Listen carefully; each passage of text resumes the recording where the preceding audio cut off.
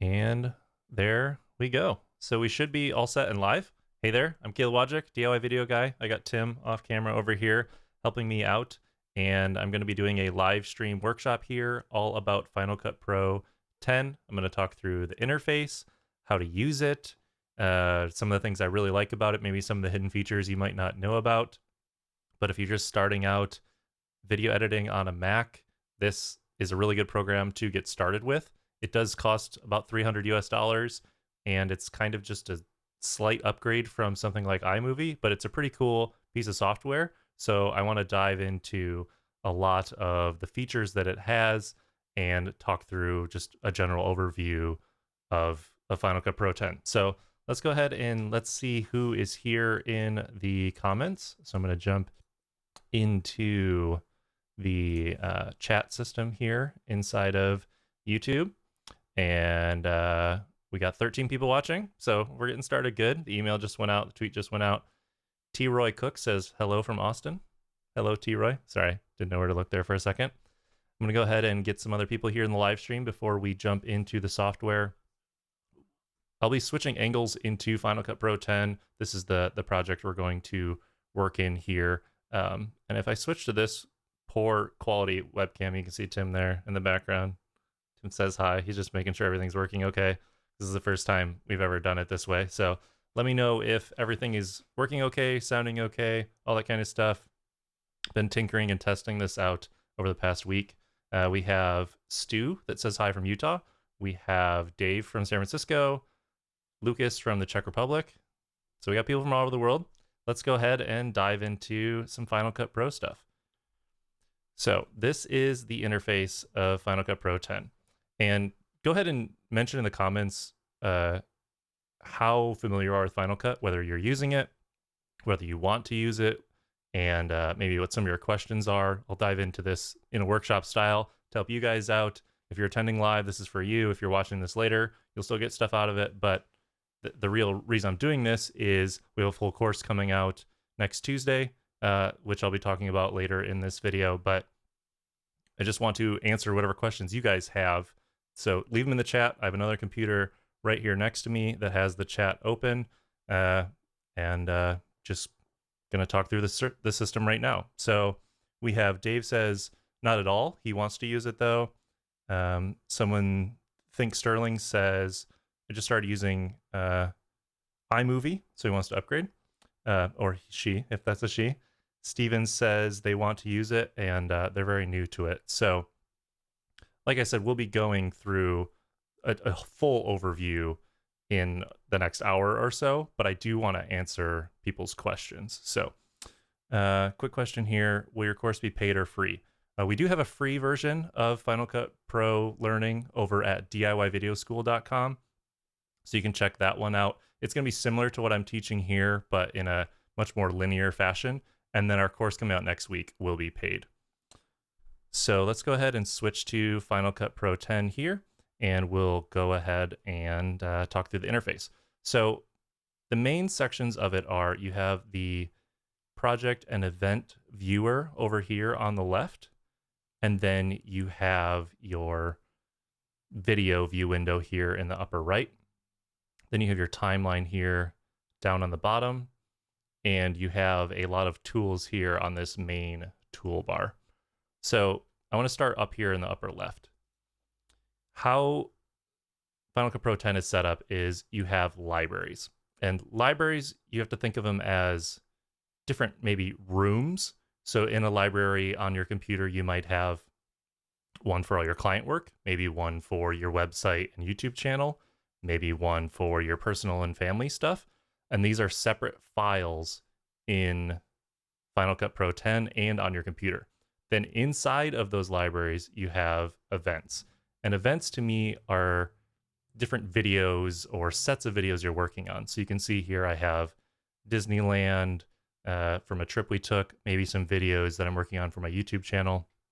And then a step further than events, and I'm going to actually close that sidebar here, is projects. And projects are what other programs sometimes call timelines. And so down here is a project. Right now it's just Untitled. I dragged one of my video clips down here to the bottom, and that becomes a timeline or a project. So that's the main hierarchy. You have your libraries, you have your events, and then you have projects. And so inside of each, you can have even more. And these little drop downs are tags and keywords, which you can actually go through all of your clips, and you can like organize all of your footage based on different keywords.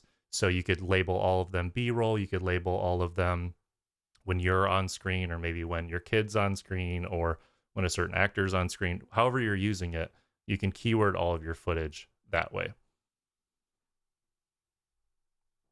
So back here in Final Cut, you have a few options here in the bottom section of this browser window. And the main one I use is which way you're going to look at the clips. So this shows them in a list view, and then you get a bigger timeline to scrub through up here. And then this one shows all of the thumbnail views. And then if you want to modify that a little bit, I'm going to go ahead and make this bigger. You can drag this little slider to the right. And then what that's doing is it's showing you either the full clip in a single thumbnail, or this little number here is how long each thumbnail is worth. So right now, this one thumbnail is about 10 seconds worth, so it's showing this longer clip. But if I drag it back here and I show 2 minutes worth, all of these ones right here are less than 2 minutes. So you only see a single thumbnail, versus these, you see this clip is longer than that. And so you're seeing even more. As we go to the right here, I'm going to actually drag this back. You have the viewer window here, and you can change this in a few ways. At the bottom, you have the play and move forward clips buttons, but in the upper right, you have a resolution where it's showing you either the whole video, or you want to zoom it somehow. So if I want to zoom in really far and then use this little red box to drag around, I prefer to keep it at fit. Just a quick question here from Kent. Do you like Premiere or Final Cut better? I'm going to jump back to this camera for that question. I like both of them. I started getting really into videos and editing videos using Final Cut. But then I switched over to Premiere because Final Cut couldn't do all the stuff that I wanted to do. And I wanted to get more advanced into color correcting and grading. And so that's why I switched to Premiere. But occasionally I'll still do stuff in Final Cut, and I still recommend it for someone on a Mac, especially going from iMovie to Final Cut is a much easier transition. So some people are saying Retina display, none of the words are readable or cursor visible. So I'm going to actually make my Final Cut window a little smaller. So maybe that makes it easier for you guys. So I'm going to switch back there to Final Cut. And so now let me know if that's a little bit easier for you guys to read and see. And yes, upgrade the resolution to 720 or 1080 for the live stream. You should be able to see better.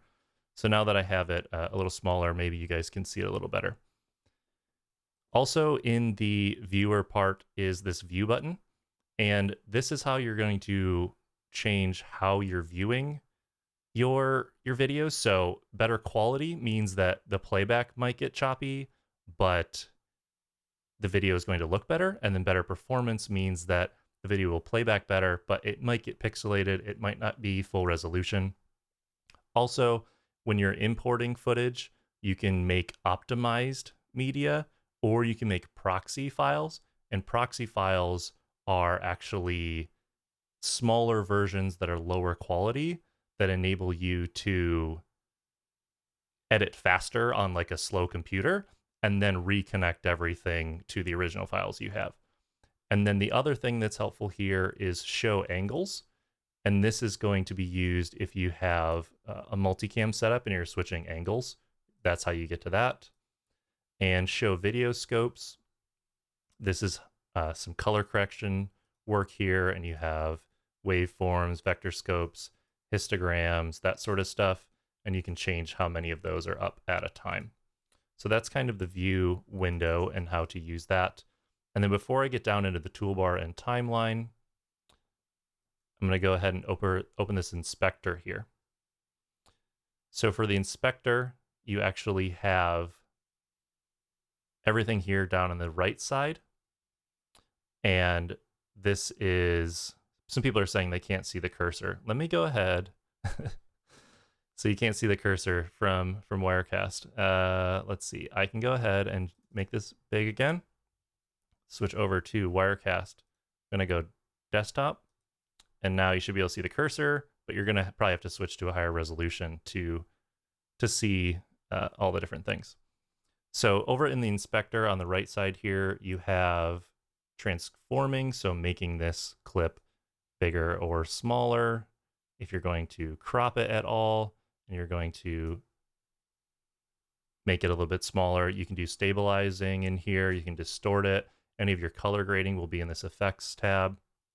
You also have a bunch of audio settings here. And then you have info, so you get more information about the actual clips and all that kind of stuff. And so this inspector tab will change depending on what you're doing to the clip. Then down here on the timeline, right above it is all these different tools. This arrow here is the import media tool. You can then favorite, unfavorite, or reject parts of clips.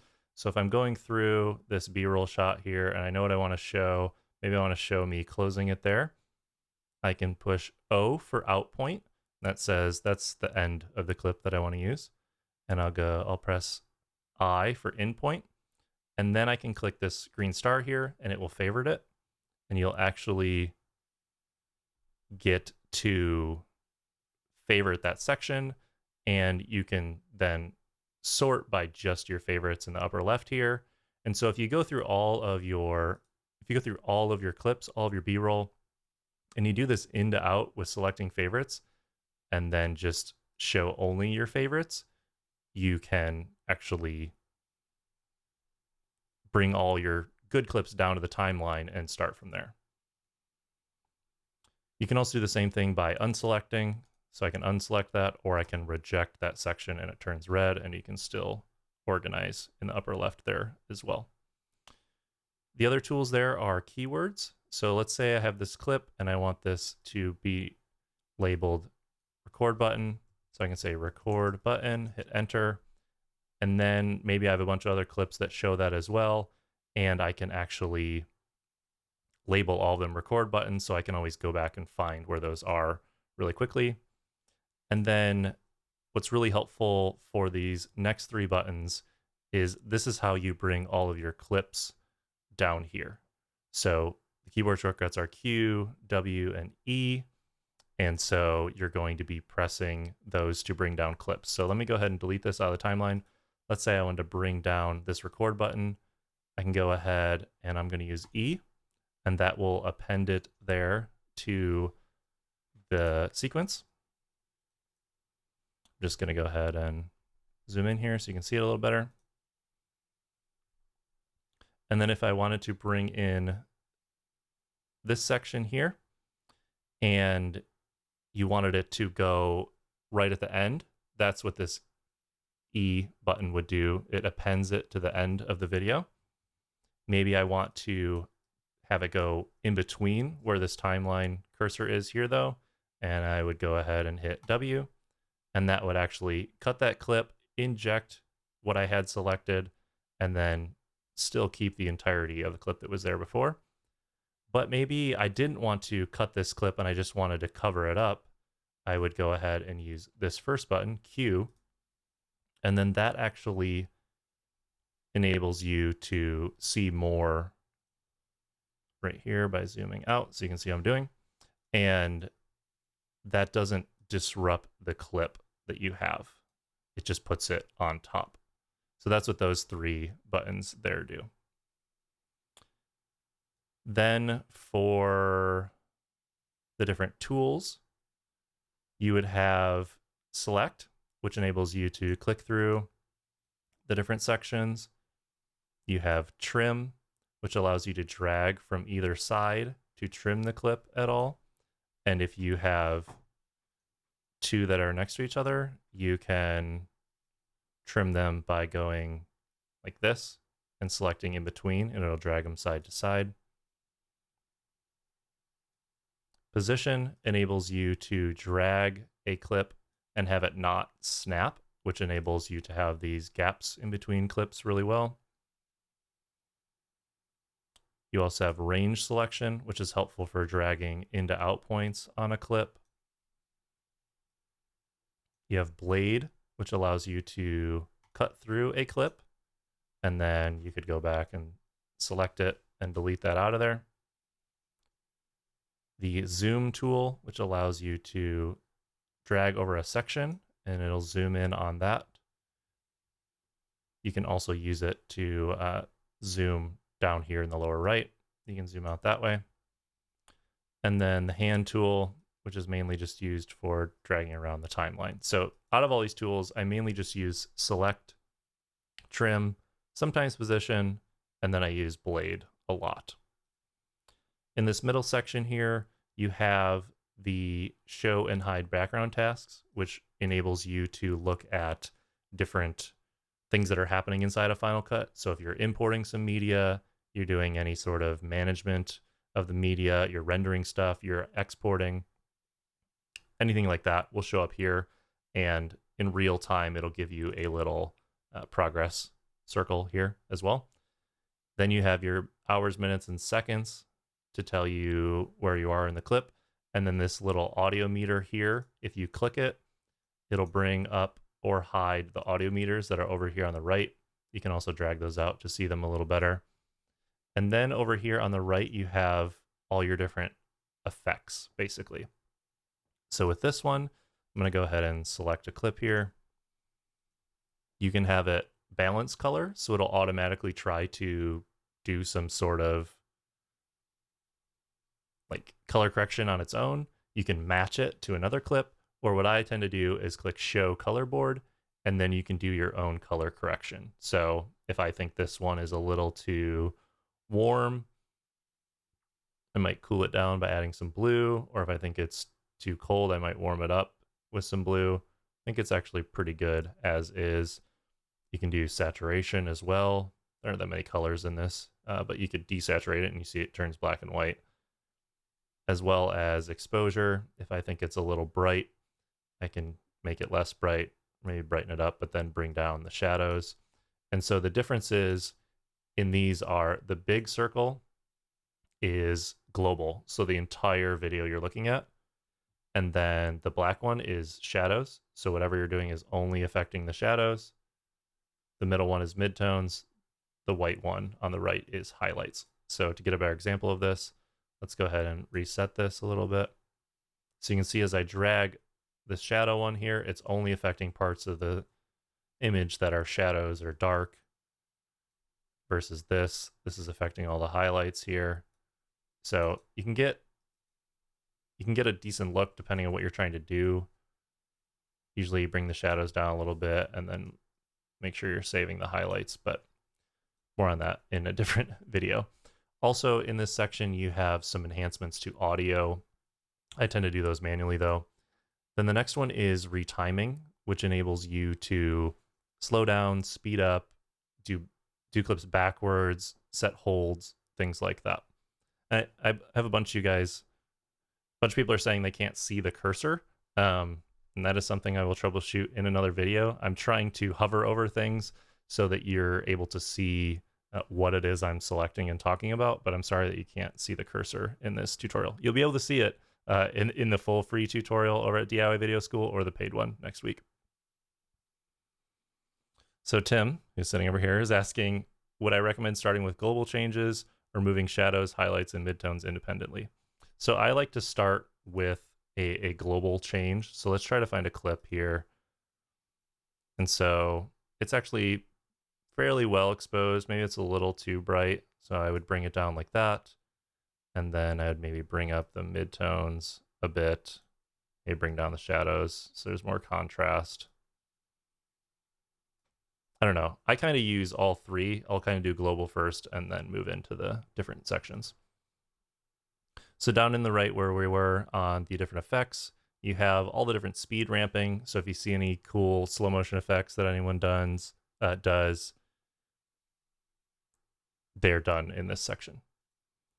Martha asks, where are you getting commands from? Above or below? Not sure I understand what you mean, Martha. For commands, maybe you mean keyboard shortcuts. If you hover on a button, you'll get a little pop-up of what the keyboard shortcut is. Maybe that's what you mean.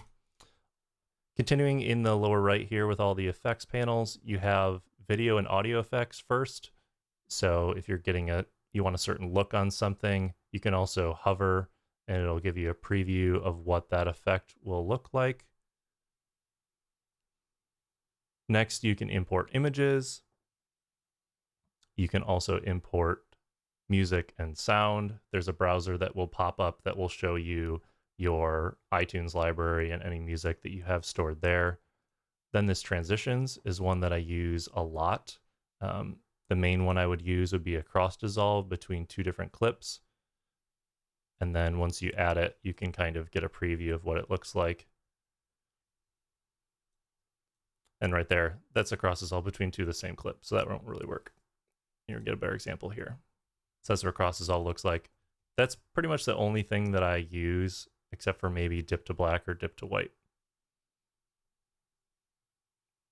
James says, I jumped on this late. Will I be able to watch what I missed after this is over? Yes, and if you're watching this, you can also rewind and go back to the beginning and watch it from the top if you want to do that.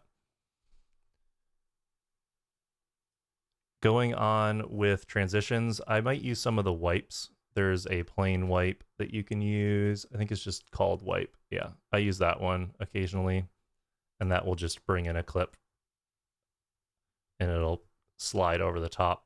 And then this is a good example of being able to just play around with the different transitions and see what's good. Next is titles and text effects. This enables you to make bumpers and lower thirds and things like that. So if I go to basic lower third and drag that over, you can see I can't really see it very well. So let me go ahead and I'm going to inspect it here. And then you have two different options in the upper right. One for changing the text. So I can't really see it. So I'm going to go ahead and I'll make it red or just make it black so everyone can see it. So you can change those types of things. You can do a drop shadow, glow, outline, that sort of stuff. And then on the title tab is where you'd actually change everything. So you can actually change and just put in your own name. And then what's nice about these already in Final Cut is, you know, they're formatted well, they're in a good spot. You can add a transition to the beginning or end. A lot of them already have transitions as well. So you can use a lot of these different text effects. If you're starting from scratch and you want to make one on your own, there is custom and custom 3D. And when you go into these text effects and you click title, you have pretty much every option you would need, both for bringing the text in and for bringing the text out. Someone is asking, where is matte to put a background? So for a background, that is actually going to be in the generators. So inside of generators, there's a section there called backgrounds, and it has a bunch of different options for you. Some that are dynamic and change, and you can go ahead and change the colors or a curtain or things like that. But hopefully that answers your question there. Walt asks, can I edit an effect and save as a user preset? So yes, you can. I know you can for sure in Motion. So if you open one of these in Motion, you can save it that way. But I'm pretty sure that you can also save a preset inside of Final Cut. I don't remember off the top of my head how to do that if you can, but I'm pretty sure you can. So I would try it. Maybe you make the effect and then you save it over here. I'm not sure 100%.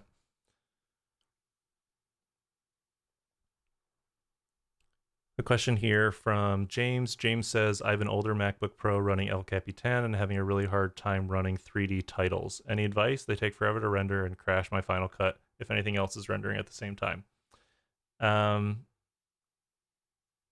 I would, that's a tough one because 3D does need a decent amount of computing power to render.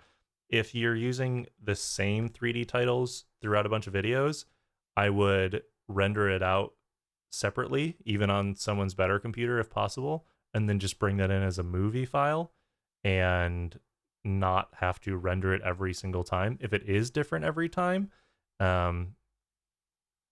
you might, I don't know if there's a good way other than you can turn off that it auto renders all the time and not just at the end. So let me switch back over here to Final Cut and tell you what I mean. So this section here tells you the progress of rendering. And if you go into, I think it's in general editing, playback. It's in playback. So in playback here, you have background render. And I actually turn that off when I'm working so that in the middle of what I'm doing, it's not trying to render a bunch of stuff. And that's what all this orange glow here is. It's Final Cut saying, I need to render this because I don't think I can play it back in real time properly. But if you have that checked, when you don't do something for whatever this length is, 1.3 seconds in this scenario, it will start to render those things out, and you can see that that orange bar is now gone. So I actually work with that off. That might help with your 3D rendering and having it fail. And then, so you followed up and said, that makes sense. I use it for an intro and outro, so that's a good idea. Yeah, I would just make it once and then make it a regular video file, even with a transparent layer that you could put on top of something else if you want to. Okay, going on in the lower right here, we have themes as well. And with themes, what you're going to end up with is a bunch of generators for, in my opinion, things you probably won't use very often. You might use some of these effects with different video clips in them for transitions within your videos or to brand them in some way. But some of them are so stylized that if you use one of these that are built in, your video is going to look like someone else's video that used those also. So I don't end up using those very much. Maybe the only one that I have used is like boxes or maybe data, because they're pretty generic and you can put in your own video files so that it just looks like an effect that's built in. So that got through all the effects there, and then the inspector button is right there again. If you want to play video back full screen, right above there is the full screen button. Hit escape for that to go away. And then you have the share button here, and this shows you all of your different presets. So if you have your YouTube account linked, your Vimeo account, Facebook, or you have any custom settings from compressor, that sort of thing would enable you to export just like that. You can also change your export destinations by going to Preferences and then going to the Destinations tab, and you can add a new destination or make something custom using compressor settings if you want to that way as well. So that's a general overview of the entire interface. The only other couple things I left out were tags here, where this little thing pulls up every clip you have and you can navigate directly to something, or if you've tagged things or you've added markers by pressing M, and then you are able to navigate through those as well. And then over in the lower right here, you have the zoom control that enables you to see the entire timeline a little better, as well as this button that enables you to see clips differently. So sometimes if I have a lot of things on screen, I'll view them like that. If I have not very much, I'll view them like that. And you can change the size of your thumbnails and whether or not you see audio waveforms. So that's a quick overview in like a 25-minute overview of how to use Final Cut Pro 10, just all the different panels and tools and that sort of thing. So I want to hear what you guys have question-wise. I also have some cool features that I will walk through if people don't have questions at the moment. But some of the main reasons why I like Final Cut is that if you're on a Mac, this program is optimized for using like MacBooks or Mac Pros or things like that. That actually helps a lot because it knows whatever processors are in your computers, especially if you have one of the later ones, and it's optimized for using Apple computers versus Premiere does its best, and maybe something else like Sony Vegas, maybe it doesn't optimize them very well. But if you're on a Mac, Final Cut Pro 10 can work really, really well, especially if you're going up into shooting 4K or even HD footage on an older computer. It's really, really a good option.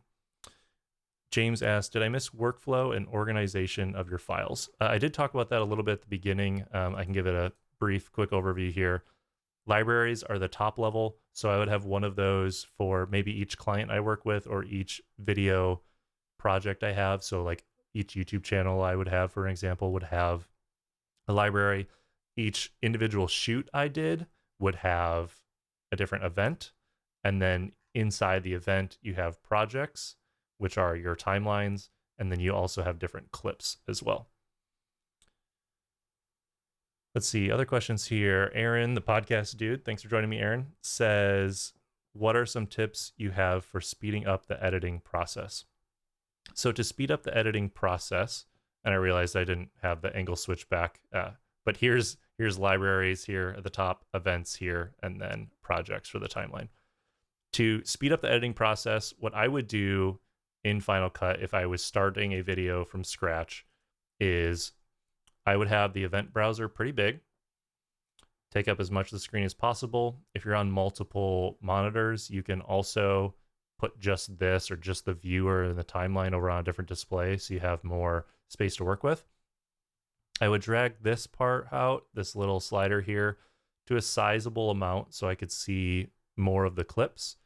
And I would either start with editing the talking head portion of me talking and syncing it up with the other camera angle, or I would just go clip by clip and choose the good in to out points and bring them down the timeline. So let's go ahead and empty the timeline here. I'm going to go ahead and make it so it's a little bit more visible like that. And I would just start with the first clip. I would scrub over it, try to find maybe a good in to out point where something's happening. I would hit F for favorite. You can also hit the green star right here. And then I would just go to the next clip, maybe start here, in to out, next clip, in to out, favorite. I missed hitting favorite on that one. Let's go ahead and just take a clip down here. These are all pretty similar. I'm just panning left and right for a lot of these, but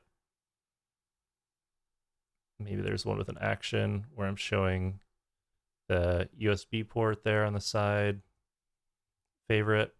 And then after I was done with that, I would go through and just show my favorites, select all, drag them down, and then that's the start of my video, and I would fine tune depending on how long I wanted each clip to be.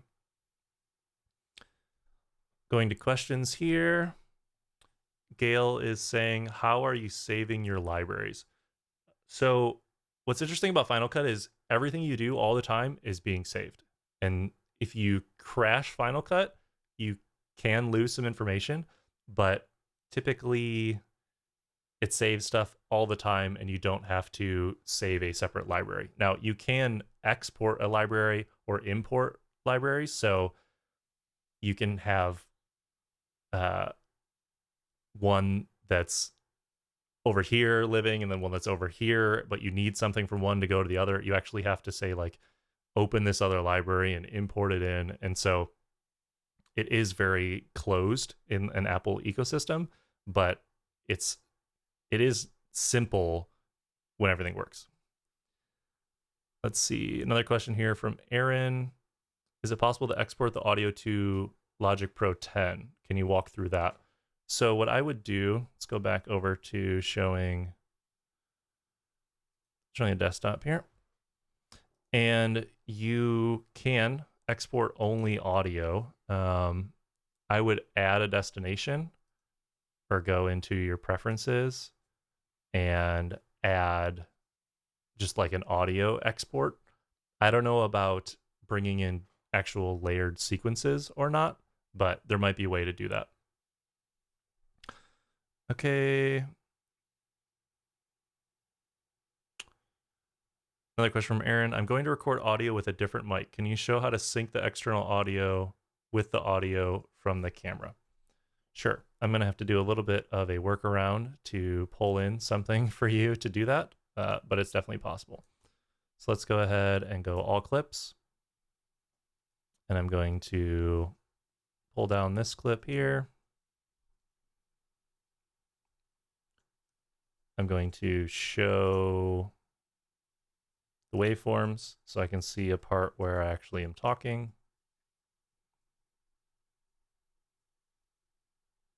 We'll go ahead and cut a section here.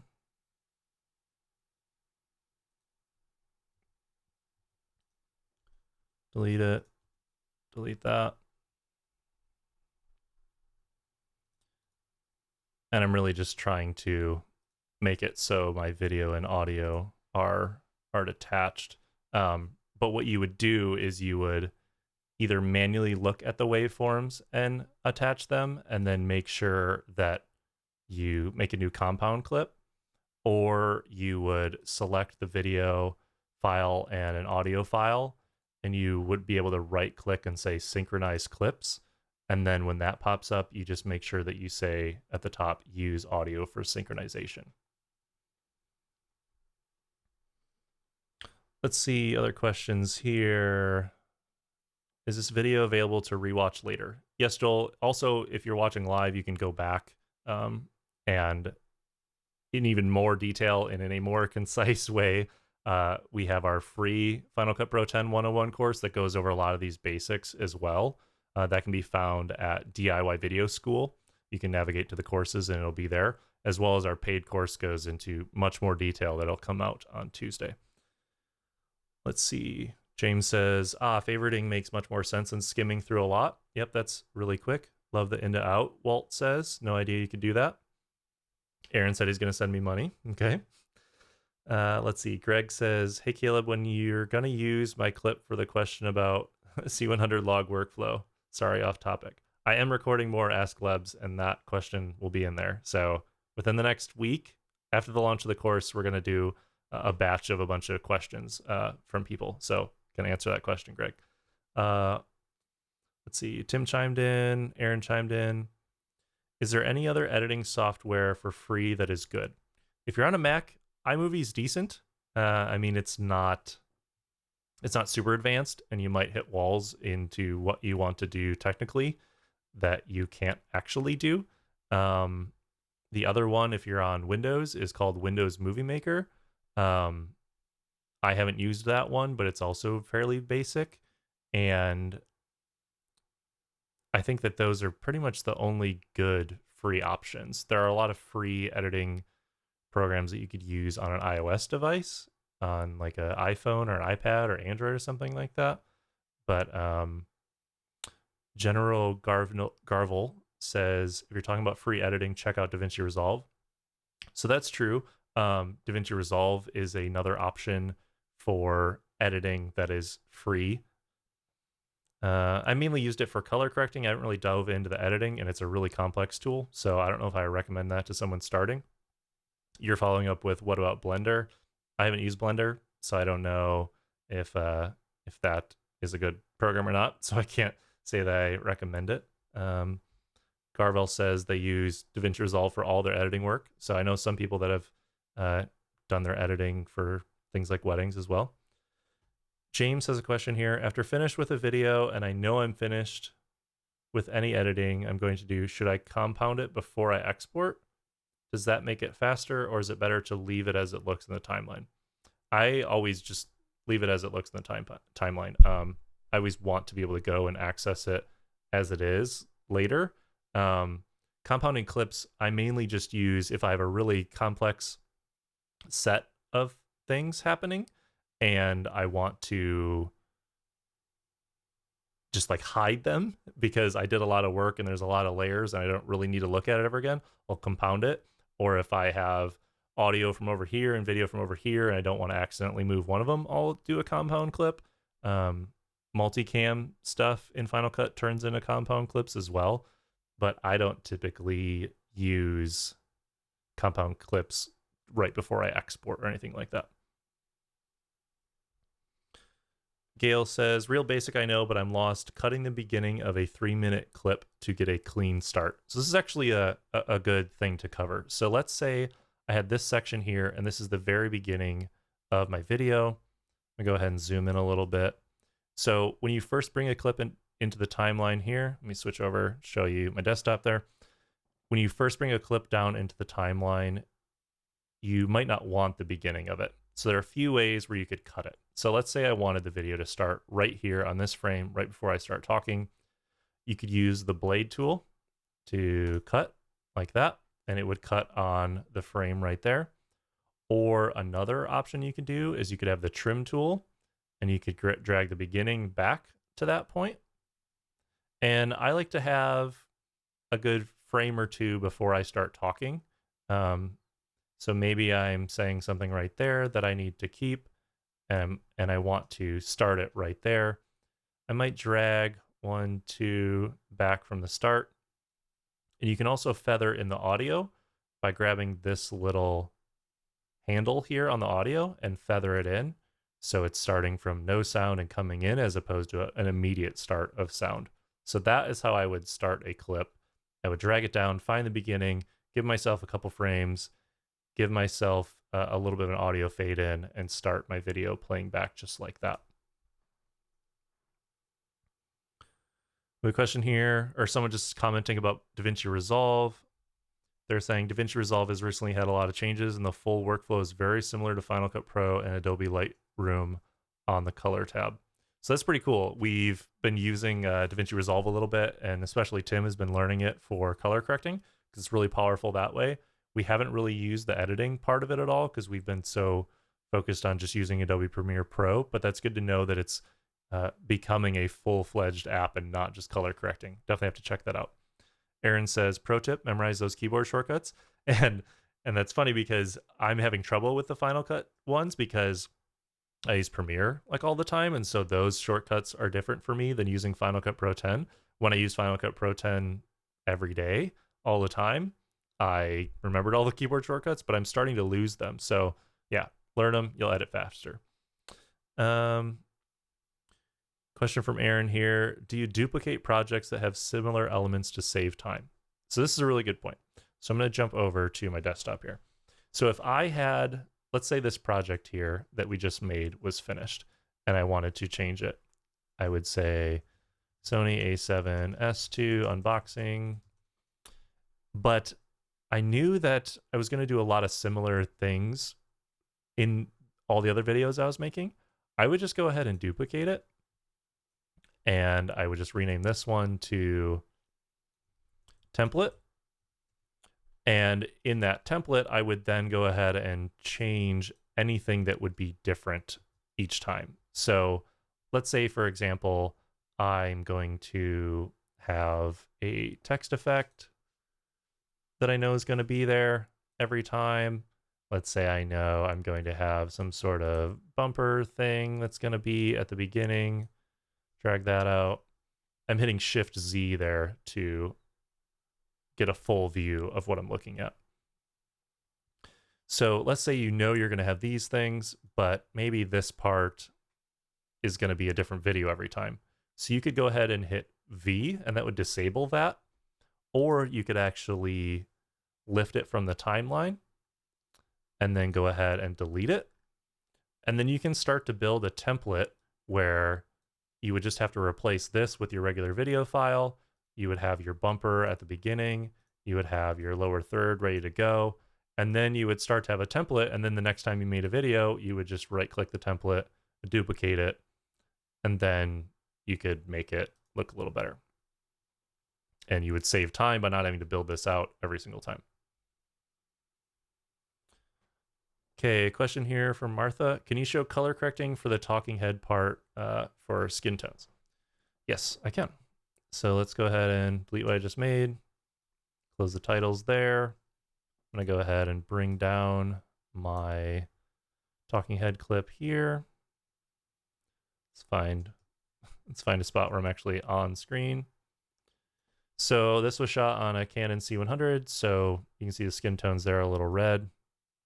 I'll drag this out. This will help us be able to see a little better. And you can actually hide some of these windows. So if I go ahead and hide the browser window, I'm going to get more space when I open up the color board and when I open up the video scopes. So this is how I color correct. This is what it looks like on my screen when I'm color correcting a shot. I try to have this nice and big. I have some scopes over here and I have the color board over here. With the view, I might have two things up at a time. So this one is the vector scope. This over here on the upper left is the vector scope. And that little line there on the upper left is kind of the skin tone line that most skin tones should tend towards. So gotta switch over, show the screen.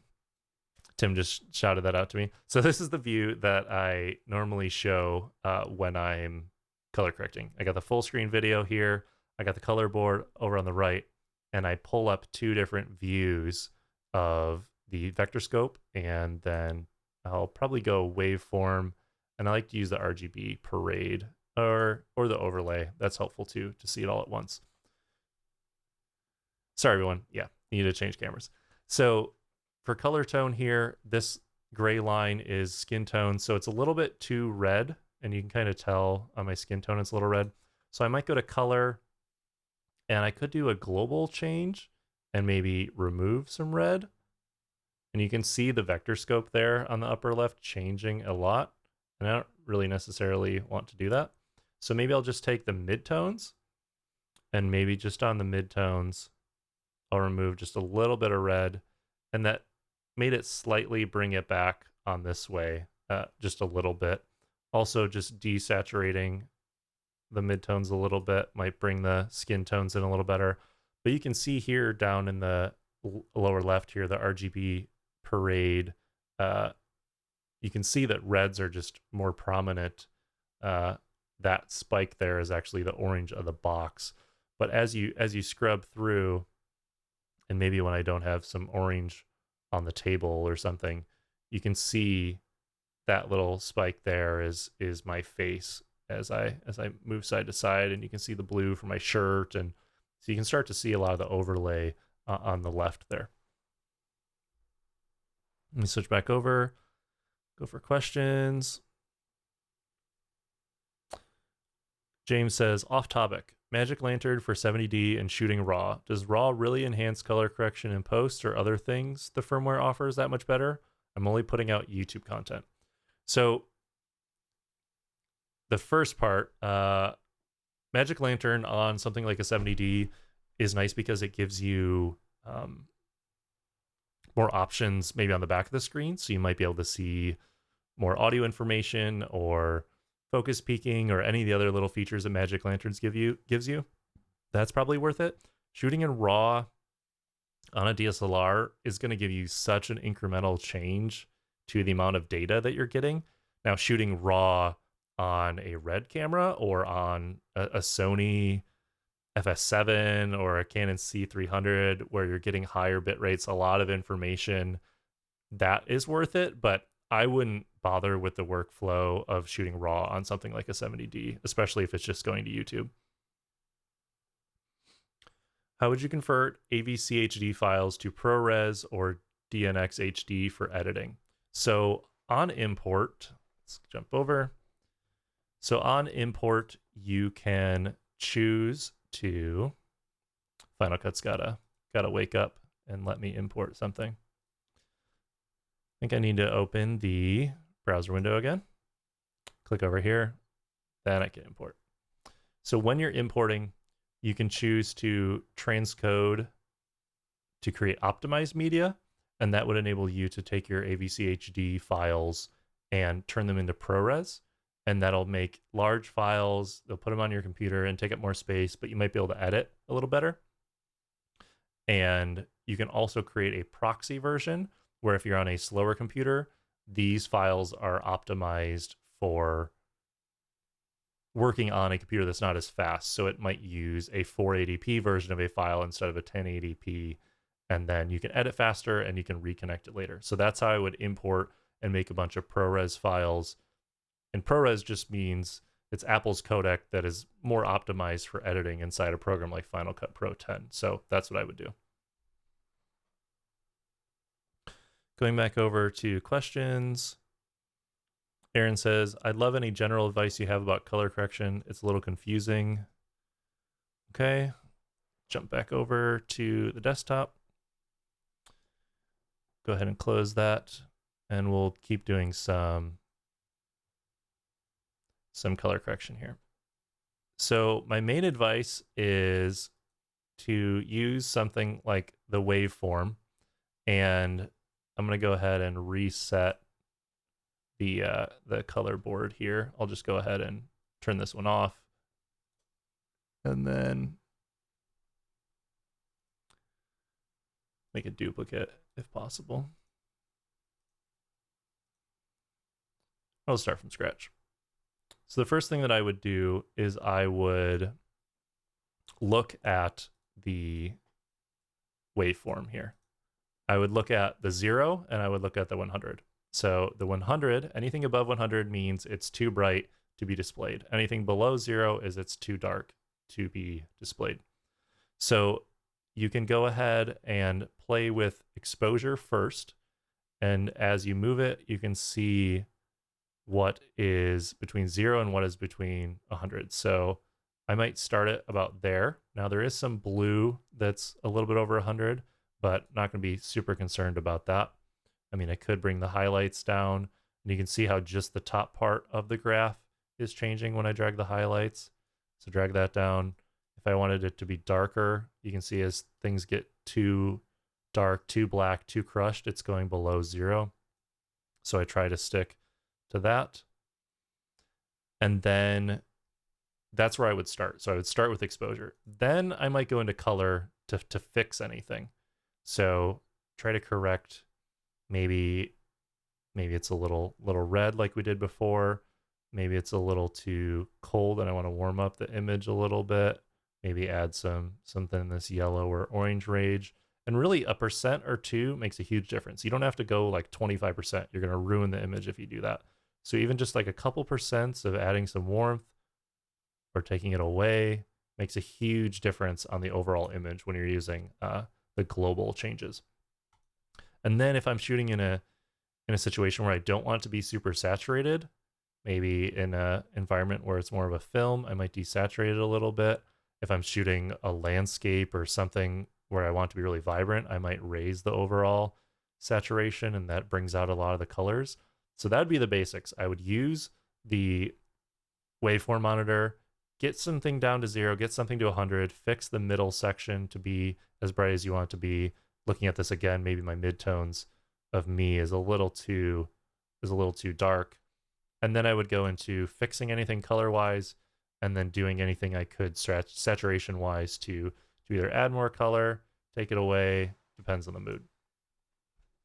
Tim chimed in the questions as well and wanted me to talk about the precision editor. So I'm going to go ahead and open that, close some of these panels here.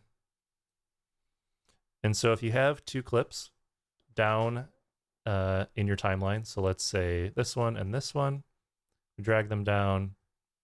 I'm going to zoom in on them here. Zoom. And if you have a transition on something, so I'm going to go ahead and put the wipe transition on these clips here.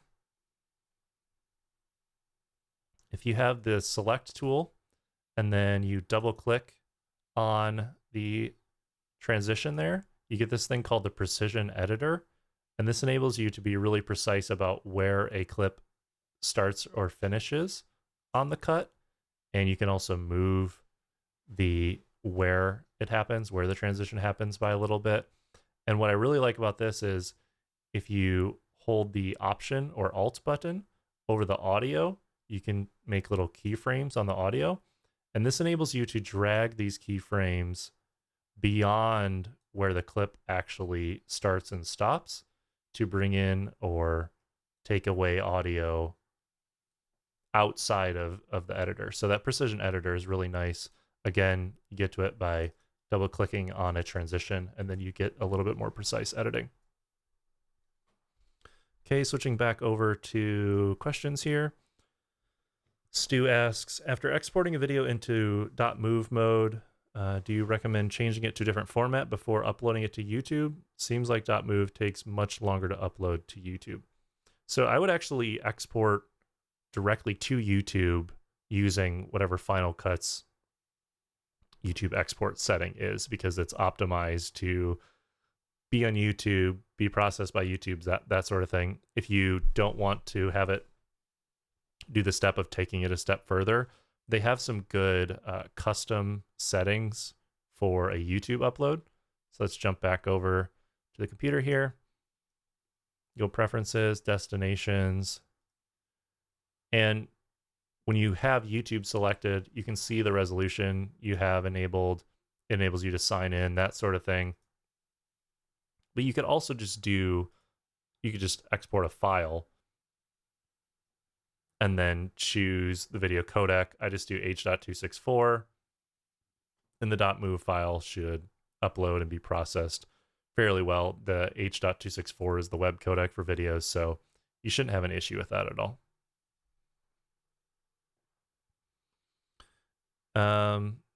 EI Films, I think, has a go back question. Is there a way to convert stuff outside of Final Cut?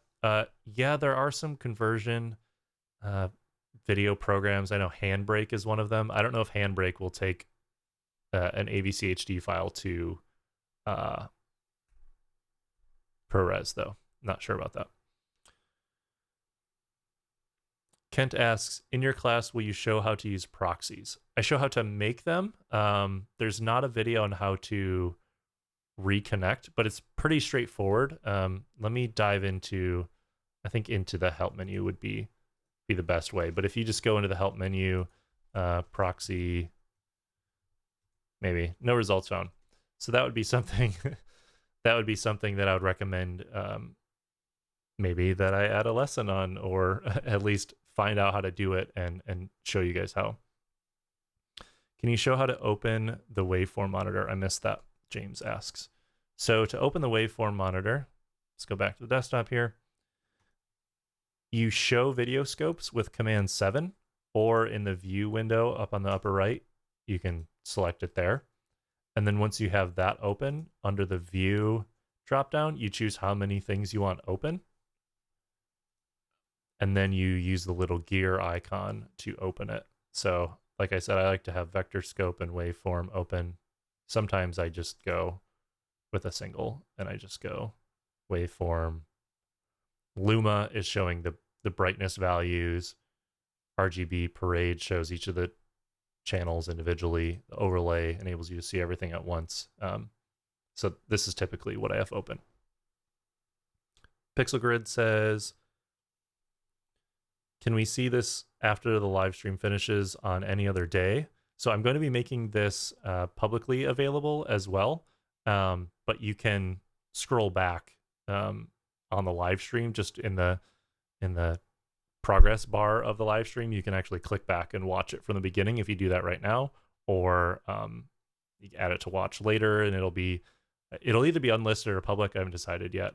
Really just depended on how this turned out, and there have been some hiccups, but thanks everyone for sticking around so far. Yeah, and that answers the questions. So we're 1 minute short of the hour timeline. I put in an hour and a half. I wasn't sure if we were going to go a little bit longer than that. If you guys have any more questions, I'm going to stay on until we've answered everything. But this has been fun to do an actual live stream and to continually talk for an hour straight without a break, as opposed to when I record a podcast or video where I can just pause it and take a break and get up and get some water or something. Pixel Grid says, actually right now I can't watch. It's 3 a.m. in my country. Don't have enough stamina. Well, yeah, so watch it later. Watch it when it's a reasonable time of the day. Thanks for chiming in at 3 a.m. though. Aaron asks, how's your business going? Business is good. We had a kind of a slow week this week before a bunch of client stuff and conferences coming up. So decided to really hustle and get this course out there. We had filmed it in advance and just kind of waited for a time where we could spend on marketing and getting it really polished for everyone. So yeah. Pixel Grid says, thanks, Caleb. You're great. Really like your content. Thank you. I saw you do export file. What's the difference between export and share? So export file, I think, is basically their definition of having like a custom export. Share is basically just the funnel to all the different ways you're going to export a file. And so that's like share to YouTube or a different platform, or that's exported individual file for something. Let's see. Thanks everyone for chiming in the comments, saying thanks and congrats, and time flies. And let's see if there's any other questions. I know there's a little bit of delay here. So Aaron says, what are a few common mistakes you see most often? The biggest mistake that I see in videos is probably when people try to put way too much into the effects and the text and all that stuff, instead of just focusing on really good looking video with clean edits and spending the majority of that time that you're going to be working on the video, coming up with a good idea and filming it when you already know it's going to be, so that the editing goes really, really fast, as opposed to I'm going to film a bunch of stuff and I have no idea what the plan is, and I'm going to try to edit it and turn it into something good. It's much better to know what the plan is earlier. Gail says, I messed up with my editing. How can I just erase it all and start again? You can always make a new project. So if you're in Final Cut, you can always go into your event library. Let's say you just scroll to the top here. You can always just make a new project timeline by doing File, New Project, and then you could name it, and then you could just start from scratch, and all your clips are still there. You still have what you worked on before in case there was part of it you liked. But if you have a timeline that has a bunch of stuff in it, you can also just do Command A, select it all, and delete it if you don't really like what's left. So I think that's it. I think I'm going to wrap it up, call it good. Over an hour of stuff there. I have a few call to actions if you're still sticking around at this point and want to learn more about Final Cut Pro 10. Tim wants me to chime in and tell Gail, you can also make different versions. So let's say you get to a certain point and you are taking a drastic change, call that one V1, and then the next one V2. You make another change, you call it V3, so you can still go back and see previous versions. So my call to action would be to check out our free course over at DIY Video School if you haven't already. So I'm going to go ahead and go there right now to show you what that looks like. This is where all of our courses are housed, and we have our free and paid courses there. We're going to be releasing our paid Final Cut Pro 10 course in a few days on next Tuesday, but you can check out the free one right here. It's DIYvideoschool.com/courses/final-cut-pro-x-101. But you can also get there by going to DIYvideoschool.com/FCPX101. And this free course is covering in more detail what we covered here. And just enter an email. You can start watching it. It's a little less than an hour, I think. You should be able to finish it later today or this weekend if you want. But then coming up next Tuesday, we're going to be releasing our full course. It's much longer. It's much more detailed. I go into every button pretty much on how to use it. So I think that's it. So thanks everyone for joining us on this live stream.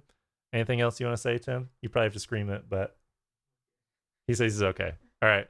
See you later, guys. Now we're going to awkwardly watch me while I try to turn off the live stream. So I'm just going to keep talking while stuff happens. And I know sometimes there's like a 30-second delay. And if you like stop it and people are still watching and they're like delayed because of the internet tubes and stuff like that. So yeah. Still here? You are still here. Go into the control room. Here, I'll just show you guys what I'm doing here. Desktop. So go into the control room, hitting stop.